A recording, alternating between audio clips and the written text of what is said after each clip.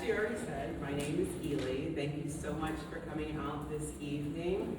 I know that there's a lot of work in here to talk about, and I don't want to make the whole experience tonight a talk. So if you don't mind, I'm going to use some notes, all right? So bear with me on that.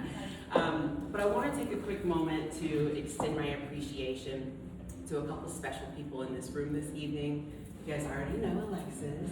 She is phenomenal in being able to encourage me to come into this space. She really said, you know what, I like your work, I like you, come on in. And I don't think she knew what she was getting herself into because there was a whole lot that went into this production. But of course, Wesleyan College, as she mentioned, it was really cool to have the opportunity for me to be able to be an adjunct professor over there, hopefully more opportunities to come in that space. Dennis Appleby, of course, for giving me the, okay, she can come in, we trust this woman to actually teach the kids something, so thank you to him. And of course, Tanner over there, who has helped me install this work.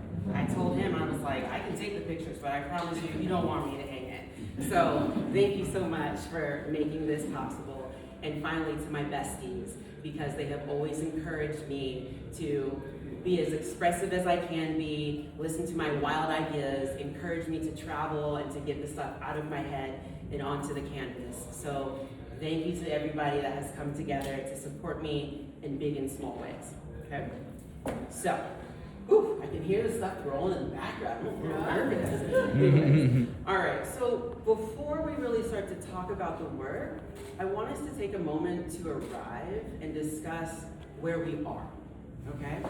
How many of you guys are locals in Macon? Okay, we got some hands. How many people came in from Atlanta? Okay, we got some hands. All right, cool. So when I was offered this opportunity, I said, it's really important to me to understand our placement. And I decided that I wanted to research Macon to understand what type of work I wanted to showcase here. So for me, I learned that Macon is a city that has been shaped by its labor, by its movement, and its memory. We are in the antebellum South. I'm not sure how many of you guys know the history of what happens here, but here in Macon, it grew rapidly because of the cotton economy, the king cotton as they called it. And Georgia became one of the wealthiest areas in the nation because of that. Whose hand was at it?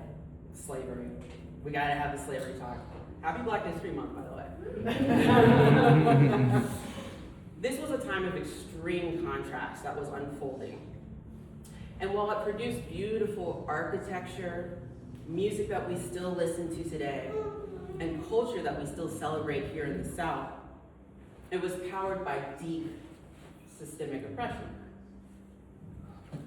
And by the Black bodies who had to spend their lives, and not only their lives, but their children's lives, to be able to help build what we're standing in today. They helped sustain the economy.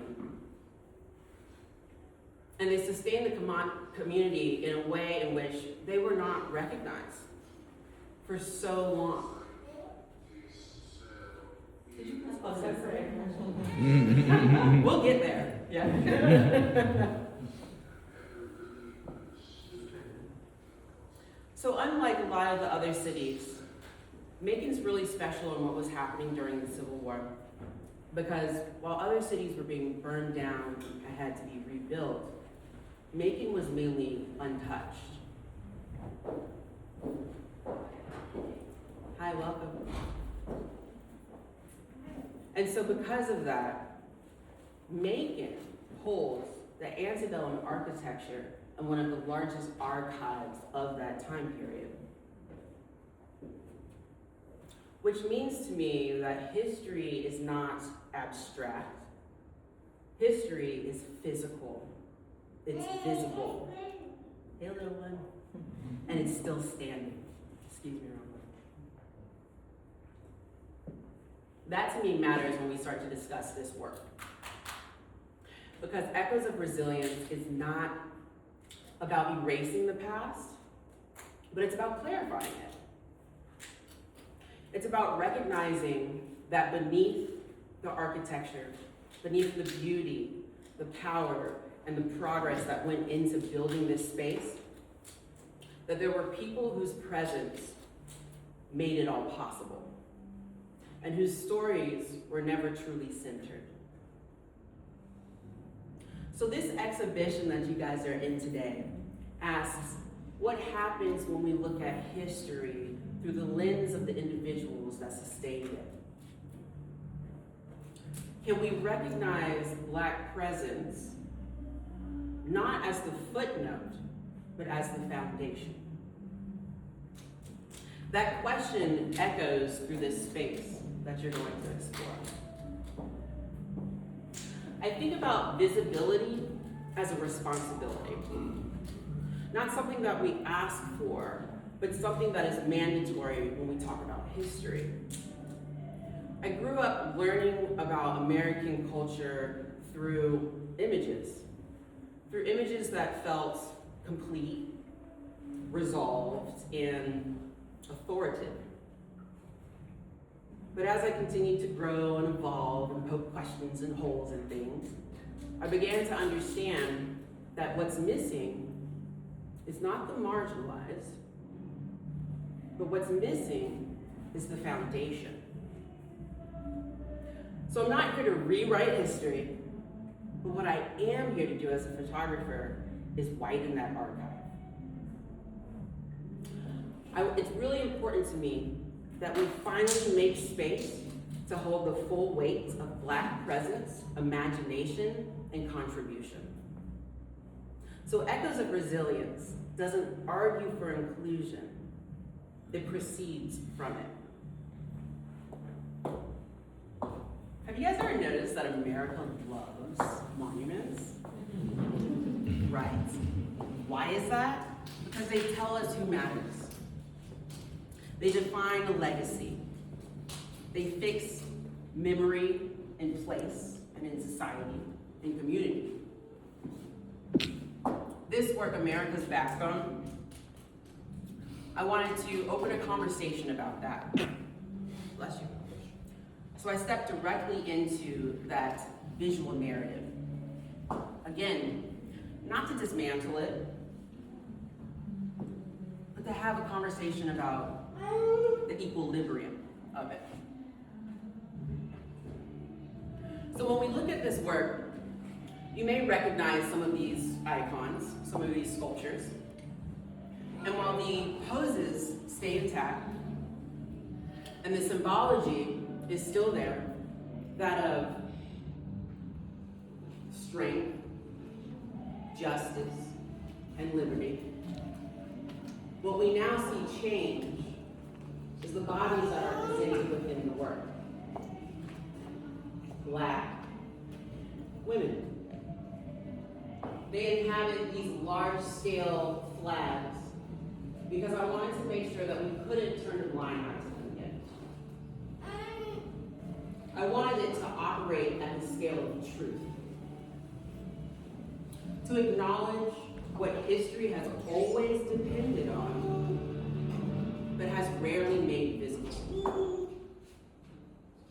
I want us to remember that Black women are not adjacent to the development of our history. We are a part of the backbone. So this work, I hope that you feel it too, starts to affirm what has always been institutionally true and structurally true. And with that, we begin to expand that archive through clarity, accuracy, and dignity. Let's take a walk. We're gonna go over to the other wall, right behind you. Hi, Dee. Welcome to Afronauts. I'm very excited to speak with you all about this work, and it's been in the can for about 6 years now. So, mark your calendars. Towards the end of this year, a book should be coming out that expands upon what you're seeing tonight. Before we get to the idea of migration and movement and look at that timeline, I'd like us to take a quieter conversation to the forefront. looking at these 8 black and white portraits. As a photographer, I'm so blessed to be part of a 2-dimensional medium that is the only one that is the direct record of what is happening. What I mean by that is it is not by a hand of another person's interpretation as far as painting or illustrating, things in that capacity. It comes right out of the camera. So with that is a large responsibility, which I really, really hold close to my heart. Yeah. These images are not neutral. They are editorialized portraits. And each Afronaut that I collaborated with worked with me on custom costumes and their headdresses so that we could carry cultural memory forward. Heritage is not nostalgia here. It is as we move forward. So you may notice, okay, Eley, what's going on? There's only 7 portraits behind you, right? No, one didn't fall off the wall. I know Tanner showed up a little late, but it's supposed to be like this, right? One stands just outside and look right behind you. Patience is her name. And that placement is intentional. It's not exclusion, but it's one of self-placement. It represents the moment before movement. It represents what we look at before we say, I want to seek new community. What it offers is the idea of self-trust. Afronauts begins with discovery, coming from within. An internal decision to say, I think I need to be elsewhere. Guided by your own vision rather than permission. You might be wondering, who's an Afronaut? Well, an Afronaut is my editorialized gesture. It is a new take on the word of explorer. These are black and brown Afronauts or astronauts. And they are visionaries who have decided to trust their internal calling enough to step into the unknown. The project is told from first-person perspective. That's me. And for me, when I said I wanted to go to this faraway land, I wanted to find community that looked like me. Far and in between in this space. But this project's all about discovery. I didn't want to define these individuals, but what I wanted to do was offer an opportunity to capture the brilliance that I already saw unfolding.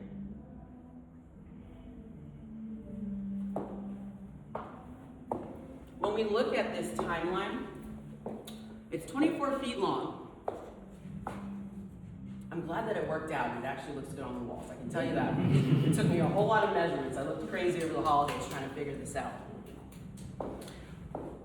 But this conversation is like a field journal unfolding because migration is never a single event. What I mean by that is that migration loops. Migration adapts, and it leaves evidence. Afronauts isn't just about the idea of arrival, it's truly about bravery, about the courage to imagine yourself elsewhere, as I mentioned, and the courage to build belonging before certainty exists. Each Afronaut that I ran into on this journey has helped to shape this landscape in this space simply by being authentically exactly who they are. And that to me becomes authorship. So what you're seeing on this timeline are a few different things. You're seeing their touchdown date, their date of arrival. You're finding out about their mission and what it is that they have come to find in the space. You're seeing the impact that they have had through their discoveries, problem solving, and how they have started to build community. And finally, you're seeing their legacy unfold in real time. These people come together to create a space of cultural infusion in a mainly homogeneous country. So the question that this work asks is quite simple. Who's next? I'm not going to take you guys back here. I'm going to let you explore that for yourself. But what I will do is come back over to this screen. There's a third section to the exhibit. Please take a look at it. And it's called Invisible to Others. And this work really begins with the idea of awareness. This work comes from my own experience with having limited eyesight and questioning how much we truly lean into sight as our idea of truth. So rather than treating accessibility as an afterthought, this work in this exhibit is built with that intentionally in mind. So what you'll experience back there are multiple different opportunities to play with your sensory. Touch, sight, sound, light, texture. They all become equal collaborators. The work that you'll see back there has Braille. There's expressions of different diptychs that are all white. I call them blind embossings. You'll also see fragments of portraits back there in these blue cyanotypes. Together, they create a conscious space for multiple realities to coexist.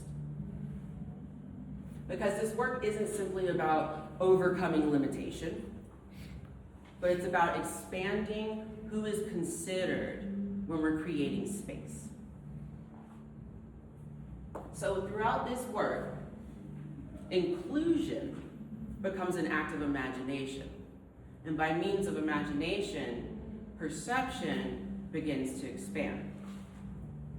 I need a little water.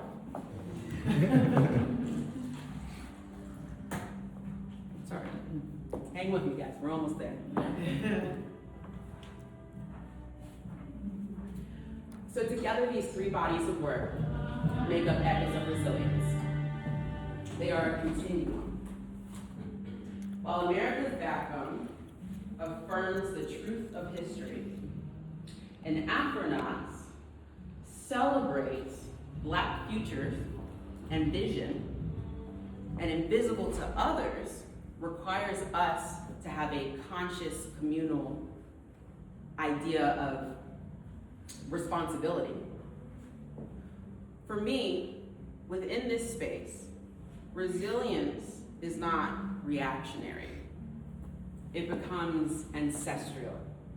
It becomes creative. And it is always moving forward. The echoes within this space are never behind us.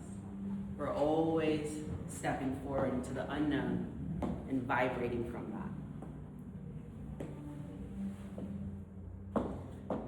So as we walk through this space, I ask you all to do it with intention. Meet a stranger tonight. Play.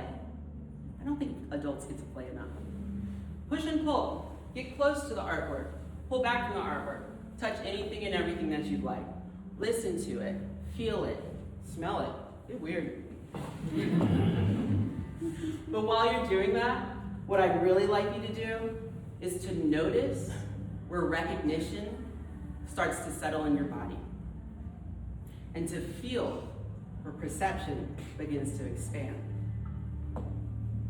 And if you feel so inclined, ask yourself, what is truly possible if we choose to see more clearly?